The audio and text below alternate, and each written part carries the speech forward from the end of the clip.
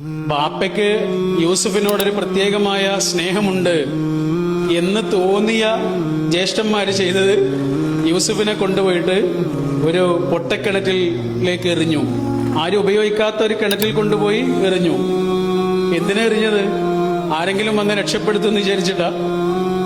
കൊല്ലാനായിരുന്നു. രക്ഷപ്പെടുത്തിയത് പടച്ചോന്റെ പ്ലാനാണ്. മലഞ്ചെരുവിലെ ഒരു കുടിലിൽ ജീവിച്ച യൂസുഫ് നബി പിന്നെ എത്തുന്നത് എവിടെയാ? ഈജിപ്തിലെ കൊട്ടാരത്തിലാ. ഇതാണ് പടച്ചോന്റെ പ്ലാന്. വല്ലാത്തൊരു പ്ലാനല്ലേ ഇത്? നമ്മളെ ഒന്നും ആർക്കും തകർക്കാൻ കഴിയില്ല. അത് പടച്ചോൻ വിചാരിക്കണം. അതിനുള്ള സാക്ഷ്യമാണ് യൂസുഫ് നബിയുടെ ചരിത്രം. ഒട്ടക്കിണറ്റിലേക്ക് കൊല്ലാനെറിഞ്ഞ കുട്ടിയെയാണ് ഈജിപ്തിലെ ധനകാര്യമന്ത്രിയാക്കി പടച്ചോൻ മാറ്റിയത്.